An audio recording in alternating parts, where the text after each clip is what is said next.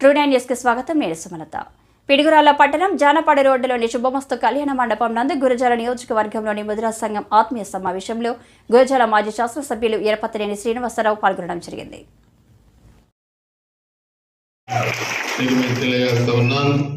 అందుకే ఈరోజు మనకి సమయం కూడా తక్కువగా ఉంది.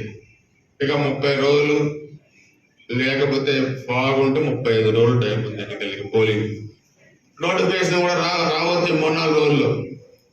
మీరందరూ కూడా మన కమ్యూనిటీ తరఫున అందరూ కూడా గ్రామాలకు వెళ్ళాలి. వెహికల్స్ కూడా మనం అరేంజ్ చేసిన తర్వాత మీరు ప్రతి గ్రామం వెళ్ళండి. వెళ్ళి ఎందుకు ఎరపతినేని శ్రీనివాసరావు గారికి ఓటు వేయాలో చెప్పండి. కాసు మహేశ్వరికి ఎందుకు ఓటు వేయకూడదో చెప్పండి. ఆయనకి నాకు వ్యత్యాసం చెప్పండి. ఆయన హత్య రాజకీయాలు చెప్పండి. అధికారంలో ఉన్నా లేకపోయినా ఎరపతినేని శ్రీనివాసరావు మీ అన్నగా తమ్ముడు ఎలా ఉన్నాడో మీరు చెప్పండి. నియోజకవర్గం మన నియోజకవర్గంలో పుట్టాడు, మనతో 30 ఏళ్ళుగా ఉన్నాడు. ఆ వ్యక్తి నరసాపేట నుంచి వచ్చాడు. ఒకరికొకరు తగాదాలు పెట్టాడు, మనుషులను చంపించాడు, వనరులను దోచుకున్నాడు, వేల కోట్లు సంపాదించాడు. సొమ్ము గురిజాలది, సోకు నరసాపేట. అక్కడ షాపింగ్ కాంప్లెక్స్ కట్టాడు. మన లోకేశ్వర వచ్చినప్పుడు కూడా మీకు ఇచ్చాము. అక్కడ కూడా గచ్చిబౌలిలో కూడా అక్కడ కూడా 500 కోట్లతోని అక్కడ కూడా షాపింగ్ కాంప్లెక్స్ కడుతున్నాడు. ఆ ఫోటోలు కూడా తెప్పిస్తాను, 2 రోజుల్లో తెప్పించి మీకు ఇస్తాను. సో అందుకని మనం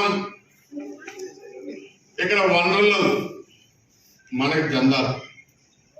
మన పిల్లలు ఆర్థికంగా డెవలప్ కావాలి, మన పిల్లలకి ఉద్యోగాలు రావాలి, మీరంతా డెవలప్ కావాలి. కానీ బ్రిటిష్ వాడు వ్యాపారం కోసం వచ్చి భారతదేశాన్ని ఆక్రమించుకున్నట్టు రాజకీయానికి వచ్చి గురిజాలను ఆక్రమించుకుంటానంటే కుదరదు. మిస్టర్ కాసు మహేష్ 19 ఎన్నికల్లో ఒక ప్రత్యేకమైన ఎన్నికలు జరిగినాయి. తెలుసో తెలియకో మా వాళ్ళు పొరపాటు పడ్డారు గురిజాల నియోజకవర్గ ప్రజలు.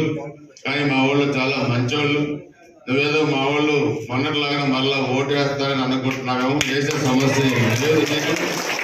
నిన్ను భారీ తేడాతోని ఓడించి నిన్ను ఖచ్చితంగా తిరిగి మీ స్వగృహానికి పంపిస్తారని చెప్పి కూడా గురిజాల నియోజకవర్గ ప్రజలు నువ్వు గుర్తుపెట్టుకోవాల్సిన అవసరం ఉంది. నేను ఎప్పుడు హత్య రాజకీయాలను ప్రోత్సహించలేదు, ఫ్యాక్షన్ రాజకీయాలు ప్రోత్సహించ. నాకు తెలుసు చిన్నప్పటి నుంచి ఇలా ఇబ్బందులు, దీంట్లో ఏ ఇబ్బందులు ఉన్నాయి నాకు తెలుసు. అందుకే నేను 14-19 ఎమ్మెల్యేగా ఉన్నప్పుడు కూడా ఒక వైసీపీ కార్యకర్త కూడా చనిపోలేదు.